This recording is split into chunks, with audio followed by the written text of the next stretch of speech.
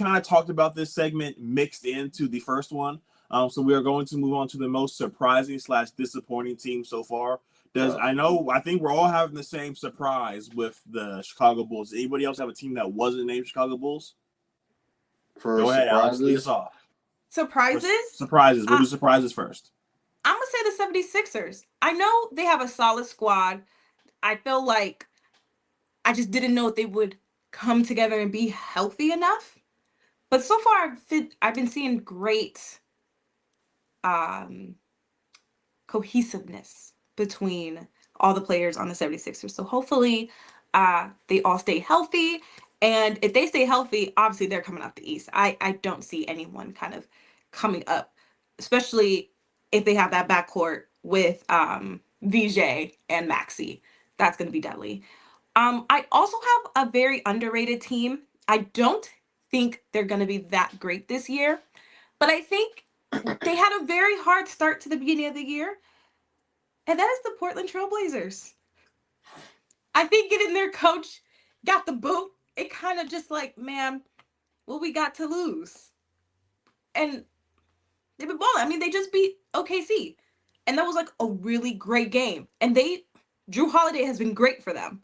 And I don't think it's gonna mean much, but they have been very surprising. The beginning of this NBA season. So shout out to Portland Trailblazers and Tiago. I think is the Tiago Splitter. Yeah, I think he's the interim coach. So I guess that's what betting does when your coach has to leave because he was working with the mafia. So. And Toddy, you said you had another one, right? I had a disappointing. Okay, we'll do disappointments next. But we had a comment that I wanted to show from Juan in the Million off Instagram. Vonnie doesn't know ball. I think we all can agree with that. But one of my surprising teams, and I don't really know if it's a surprise because we saw them do this last year, but the Oklahoma City Thunder, when they have people go down, they don't miss a beat. Next man up. All NBA, all defensive team. Jalen Williams has been out. And a guy that doesn't even have a picture on StatMoose, John Mitchell, is balling. He's averaging 17, 4, and 3.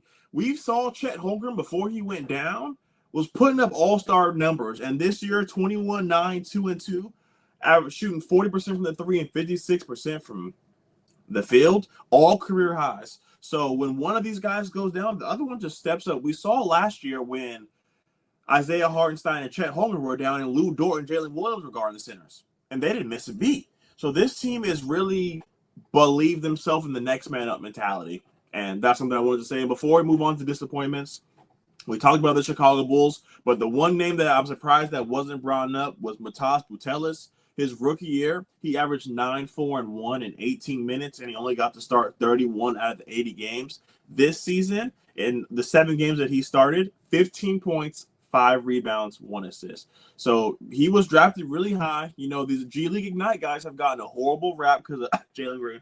But, maybe he can change it. So Matas Butel is playing this well, and them doing this without Kobe White goes to show a lot. And then also all career highs in points and rebounds for Amo Donsumo. I probably would pronounce that wrong, but he's averaging 63.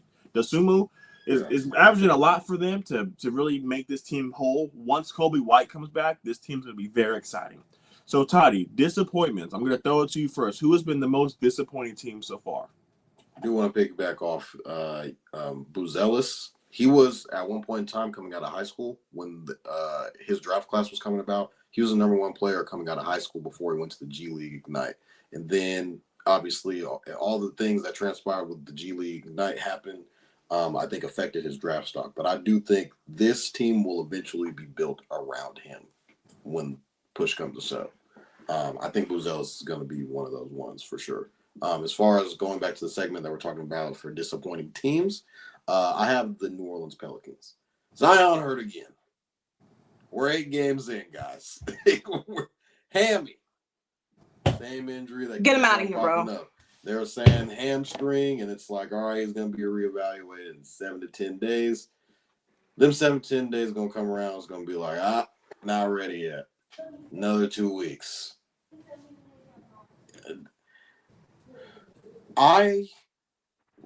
After the draft, I was one of the few people that was saying I love what the Pelicans did in the draft. I love Jeremiah Fears and what he's been able to do, but I do think with the addition of Jordan Poole, his growth will be stunted a little bit because Jordan Poole is going to get most of the minutes that Jeremiah Fears should be getting. I think they should just start Jeremiah Fears because I don't know Poole is a starting guard in the NBA, maybe on a shit team like he was in Like Washington. Pelicans? Yeah. So I mean now they're on a shit team now, but I just think if you draft a guy and Fears that high, he's probably should be starting eventually. I do know that DeJounte Murray is coming back from I think it was like a hand injury or something like that. Yeah. So he's still sidelined with that injury. Derek Queen, I think, has been playing well the last 2 games. Didn't really start the season out too well, but I don't know if you guys saw the interview they did in the locker room, and DeAndre Jordan was like, "Hey, stand up! You got to make him stand up." So, I don't know if the Pelicans have really had a vet like that before ever. If you kind of look about, like, it's all like younger guys, but they're not really like the DeAndre Jordan because he's been in the league for. I remember Lob City DeAndre Jordan, so that just goes all the way back to that. But he's been around the block a little bit, been around guys like Nikola Jokic, and just been around the league, a former All-Star, so he'd be a great bet for a guy like Derek Queen. The Pelicans don't have first-round pick going into next year's draft. As of today, if they would have kept their picks, they would have had number 1 and 2 because they had the Pacers pick and their own. Bump all that. They're going to ball. They're going to be good. They got Zion coming back. They got these 2 rookies coming in who I do think are really good, but how soon can they develop? Like, they need them to be good right now. And that was one of the things that Joe Dumars was kind of banking on is those guys will kind of come in and just hit the ground running and start playing well. They're 2-6 right now. And I know we're not 10 games into the season yet, but you might want to start hitting the red button in New Orleans right now because. So who do they have to trade? Zion. Yeah. Who wants Zion? Is he gonna play? It's like, hey, we get Zion can average 26, 8, and whatever. When he's on the court, he's an All-NBA player, but you gotta get him on the court. Can we get him on the court, Kevin? I get it. We saw the playing game when he was going against Braun. He had a 40-piece. He was hooping and this, that, and the third. And he got hurt.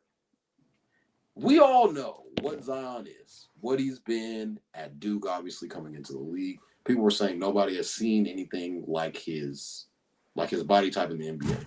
And people were like, well, there was Charles Barkley. I don't know if he was as tall, but that was like the main compliment. Charles has always said I was fat, like in the NBA. And they were telling me that I needed to shed weight and eat right and do all this other stuff. I think Zion is just at the point of where he's content with the money. He's got his money. He's got his sneaker. He's got like a Ben sneaker. Simmons. I'm good. Like it is what it is. And all I gotta do is make weight to get paid. You don't gotta win games. I feel like with Zion, it is what it is. I want to see him play multiple games, but we're at the point to where it's like, is Zion's out? All right, this is just what our team. I don't know if you want to build your team around him. Yeah, they should have got rid of him. Now, another thing could be is the organization. Maybe it's an organizational thing, and it's just maybe he doesn't have a training staff. It's just this, that, and the third. Maybe he needs a change of scenery. I don't know what it is, but we're beating a dead horse here. Yeah. It's same conversation every year. Every year. Hey, well, Zion is. He's becoming Kawhi Leonard. No, he's Ben Simmons. At least Kawhi, like. He's done it. Yeah, he's performed at the highest level. We saw his potential. But bro, so, I don't know, man. The Pelicans, it's scary too. You're bad and you don't got your first round pick. It only gets worse. Yeah. But Alex, swing it to you next. Who are most disappointing teams this far in the NBA season? Yes, I'm gonna give it up to the Dallas Mavericks, who I think they played today, so I don't know if their record has changed. But last time I checked, They were what, 2-6 as well? Maybe They were three and like 2 five. and 6, yeah. They look bad. AD's down. Obviously, Kyrie. I think I They heard lost something. They lost. Duh. Make to the that 2-7. Grizzlies. To the Grizzlies. Yeah, and you know what? That's the thing too with the Mavericks. They've been losing to really bad teams too. I think they lost to the Pelicans. I think they lost to the Wizards. They lost to the Grizzlies, who are all not good teams right now. So it's just, to me, it's showing that it's dysfunctional over there. They don't know what's going on. I think they're banking on Kyrie coming back around Christmas, which is not going to happen, I think. Because I think, what, Kyrie's 34, 33? He's up there. Yes, he needs more time to rest and recuperate over that torn ACL.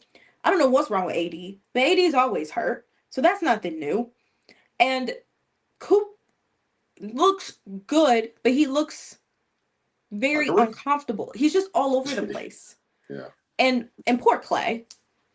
And literally looks like D'Angelo Russell's like going to run that team. But yeah, I'm just not. I mean, I thought since the Luka trade, I thought that was an awful trade for the Mavericks. And if their window was going to be last year and this year, you could watch that goodbye. Very humbly, I think. If you're banking on two injury-prone older players and an 18-year-old, that's just not a good fit. And then my other one is not really a team, but a player, but we could put the team in there. And that's LaMelo Ball. Oh my gosh. LaMelo Ball and the Hornets. Because there's two players I was really looking at the beginning of the season, right? I needed them to come out strong, swinging, to at least show that you want to play ball. Like, you want to be in the league. You want to be one of the best players in the league, and you want to ring eventually. And that was Zion, and that's LaMelo. And Zion has disappointed me, and LaMelo has been disappointing me as well. I'm just tired, and I understand injuries and things like that, but there comes a point where I'm just like, enough's enough. I just need to see consistency. That's all I want. And I have not been seeing that from those two players at all. So yeah, I'm gonna put that up there as most disappointing so far. The most disappointing team in my book, again, Kevin has to walk back a statement, because when the Clippers signed everybody, I said, Toddy, top 3 lock. He said, Kevin, you're fucking crazy. I said, nope. Bro, they flamed me for saying this stuff. Bro, people on social will get on. They're like, how dare you say they're not going to be good? And boy, they stink. And I think it's time. I think it's time for Bradley Beal to hang them up. Because he can't, though. The excuse in Phoenix was he's a guy who just doesn't get the ball. Like, he needs the ball. We saw him in Washington for a year and 30 ball on a bad team. He's averaging career lows all across the board. 7 points, 35% from 3 and 33% from the field. He's not playing well. And for him to be that 2 guard in the game we talked about in the opening segment against the Suns, he had 7 points. No Kawhi, no James Harden. This should be Washington, Brad Beal. And maybe he's just lost a step. Let's get into the other additions. Brook Lopez, all career lows. Playing 16 minutes, 7 points, 3 rebounds. All career lows. Chris Paul, averaging 2 points and 4 assists.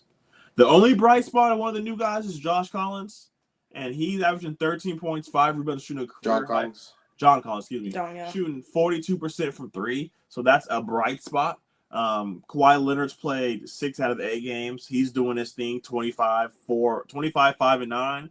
Or no, 25, 6, and 4. And then James Harden, 24, 9, and 8. So the 2 guys that took them to the playoffs are doing their things. But this team was sold off of the platoon system.